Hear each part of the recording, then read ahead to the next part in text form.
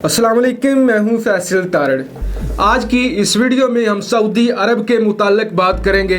मोहम्मद बिन सलमान की हवस के मुताल्लिक बात करेंगे कि वो इक़्तिदार पाने के लिए किस हद तक गिर चुके हैं। दोस्तों, दुनिया में दो तरह के इंसान होते हैं। अगर नॉर्मल इंसान से आप पूछें कि आपके लिए सबसे कीमती चीज़ क्या है, वो कहेगा मेरे लिए सबसे कीमती मेरी माँ है, मेरी बहन है, मेरा भाई है, मेरा बाप है, मेरी बीवी है, मेरे बच्चे हैं। लिहाजा हर नॉर्मल इंसान के लिए जो उसकी पहली तरजीह होती है वो उसके घर वाले होते हैं, उसका ख़ानदान होता है, उसके कज़न्स होते हैं, उसके चचाजाद और बाकी रिश्तेदार होते हैं। उसके बाद वो बाकी दुनिया को तरजीह देता है। लेकिन एक ऐसा इंसान जिसके अंदर सिर्फ और सिर्फ इक़्तिदार की हवस होती है, उसके नज़दीक ना उसका भाई होता है, ना माँ होती है, ना बाप होता है, ना बेटा होता है। जो भी उसके इक़्तिदार के रास्ते में आता है वो उसे कुचल डालता है। और ये महज एक मफरूज़ा नहीं है, ये दुनिया में हो चुका है। माजी में वालिदैन ने अपनी औलाद को कत्ल किया, फिर औलाद ने अपने वालिदैन को कत्ल किया सिर्फ़ और सिर्फ इक़्तिदार हासिल करने के लिए। हम दूर नहीं जाते, हम आज की बात करते हैं। शहबाज शरीफ और नवाज शरीफ दो सगे भाई हैं, दोनों मिलकर सियासत करते हैं। लेकिन जो शहबाज शरीफ का नज़रिया है वो नवाज शरीफ के नज़रिए से नहीं मिलता। मरियम नवाज और हमज़ा शहबाज एक दूसरे के दुश्मन हैं। दोनों ये चाहते हैं कि हम इक़्तिदार में आएँ। दूसरी जानब आसिफ अली जरदारी साहब के हवाले से हालांकि कोई प्रूफ सामने नहीं आ सका, लेकिन ये कहा जाता है कि मोहतरमा बेनज़ीर भुट्टो के वो मुबैना तौर पर कातिल हैं। वो उनकी बीवी थी, उनके बच्चों की माँ थी, लेकिन सियासी तौर पर मोहतरमा के कत्ल का जिसको फ़ायदा हुआ वो आसिफ अली जरदारी हैं।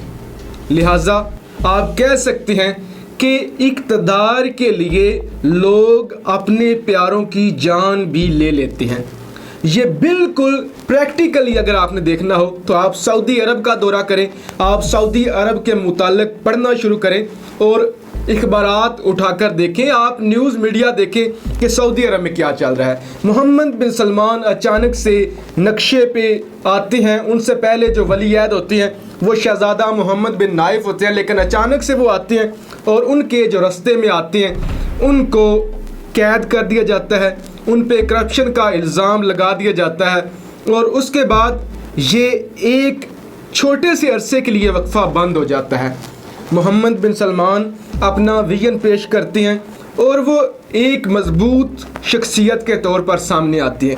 लेकिन अचानक से शाह सलमान की तबीयत ख़राब हो जाती है, उन्हें दिमागी आर्जा होता है और वो ज़हनी तौर पर तकरीबन मफलूज हो जाते हैं। तब मोहम्मद बिन सलमान को ये एहसास होता है कि बाबा किसी वक्त भी रुखसत हो सकते हैं, मुझे अपना इक़्तिदार पक्का करना है। इक़्तिदार हासिल करने के लिए फिर वो हर एक जतन करते हैं। अपने सगे चचा को, अपने बाप के भाई को गिरफ़्तार करते हैं, अपने मरहूम चचा के बेटे मोहम्मद बिन नाइफ को गिरफ़्तार करते हैं। और अब जो ख़तरनाक खेल सामने आया है, बेनकाब हुआ है, वो इंतहाई भयानक है कि बिन सलमान कोरोना वायरस से फ़ायदा उठा रहे हैं।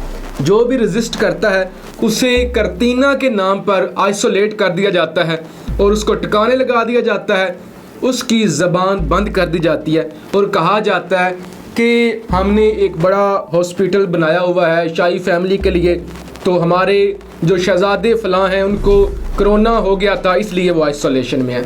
अब जो खबरें सामने आ रही हैं कि जो किंग अब्दुल्ला मरहूम के बेटे हैं फैसल बिन अब्दुल्ला, उनको गिरफ़्तार कर लिया गया है। और इसके अलावा दानश्वर, शायर, फ़ौजी, समाजी कारकुन जो भी हक़ के साथ खड़ा है, जो भी सच बोलता है, उन्हें गिरफ़्तार किया जा रहा है। फैसल बिन अब्दुल्ला इंतहाई अहम शख्सियत हैं। वो साबिक़ बादशाह के बेटे हैं और अहम ओहदों पर रह चुके हैं, लेकिन उन्हें भी गिरफ़्तार कर लिया गया है। उन्हें माजी में भी गिरफ़्तार किया गया था क्योंकि वो इंतहाई बेबाक शहज़ादे हैं, वो खुलकर मुखालफत करते हैं। लेकिन 2017 में उन्हें रिहा किया गया और अब 27 फरवरी से उन्हें दोबारा गिरफ़्तार कर लिया गया है। इस सिलसिले में अमेरिका के अहम अदारे ये कहते हैं कि वो खुलकर मोहम्मद बिन सलमान की मुखालफत कर रहे थे। अब मोहम्मद बिन सलमान को इतनी जल्दी क्या है कि वह दोबारा से ज़्यादा गिरफ्तारियां अमल में ला रहे हैं, तेज़ी से फ़ैसले कर रहे हैं, तेज़ी से तब्दीलियां कर रहे हैं, सिर्फ़ और सिर्फ इसलिए एक तो उन्हें ये ख़तरा है कि उनके वालिद की किसी भी वक्त वफ़ात हो सकती है और शाह सलमान के अलावा उनकी कोई भी हमायत नहीं करता। लिहाजा उनका मकसद ये है कि सबको ताबे किया जाए, कि वो मोहम्मद बिन सलमान के ताबे हो जाएं, मोहम्मद बिन सलमान पे वो जो है एक किस्म का ईमान ले आए, जो ये कहें वो बात माने। अगर शाह सलमान दुनिया से रुखसत हो जाते हैं तो ये मोहम्मद बिन सलमान की बात माने। सेकंड ये इशू है कि G20 का इजलास होने वाला है नवंबर में सऊदी अरब के अंदर। अब मोहम्मद बिन सलमान को ये है कि इतना अहम इजलास होने वाला है और बतौर सऊदी किंग वो इसकी सरबराही करें, और जहाँ तक शाह सलमान की मौत का ताल्लुक़ है तो वो इतनी कोई बड़ी बात नहीं है। माजी में मीडिया पर, अमरीकी मीडिया में ये खबरें चलवाई गई कि शाह सलमान वफ़ात पा चुके हैं। रशियन मीडिया, ईरानी मीडिया और अमरीकी मीडिया में ये खबरें चली और ज़ोरों शोर से चली, और उन खबरों की बुनियाद पर हमने भी वीडियोस बनाई और वो सबूत के तौर पर सामने रखी कि ये दुनिया का मीडिया कह रहा है कि यकीनी तौर पर शाह सलमान की मौत वाक़या हो चुकी है, लेकिन वो ज़िंदा थे। मोहम्मद बिन सलमान का प्लान कामयाब नहीं हो सका। अगर कामयाब हो जाता तो उनको मारना कोई इतनी बड़ी बात नहीं थी।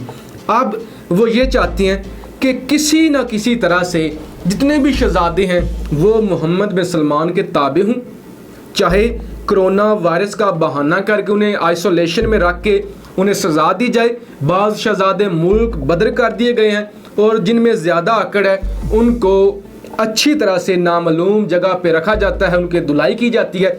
अब जो ये शहज़ादा फैसल बिन अब्दुल्ला हैं, इनको भी नामालूम जगह पे रखा गया है और इनके बारे में भी इतलात ये हैं। तो दोस्तों 34 साला मोहम्मद बिन सलमान ये चाहते हैं कि चाहे उन्हें अपने सगे चचा अहमद बिन अब्दुल अजीज़ की कुर्बानी देनी पड़े, चाहे चचाजाद भाई की कुर्बानी देनी पड़े, चाहे 150 से 200 शहजादों की कुर्बानी देनी पड़े, हर सूरत में वो इक़्तिदार चाहते हैं, हर सूरत में वो कामयाब होना चाहते हैं। उन्हें मालूम हो चुका है कि किंग सलमान थोड़े अरसे के मेहमान हैं और अगर वो दुनिया से रुखसत हो जाते हैं और उससे पहले ऐलान नहीं होता उनकी हमायत का, तो फिर उनका जो है बादशाह बनना वो मुश्किल हो जाएगा। लिहाजा शाही महल में इस वक्त इक़्तिदार की जंग चल रही है और उसे अपने मकसद को हासिल करने के लिए हर तरह का जुल्म किया जा रहा है।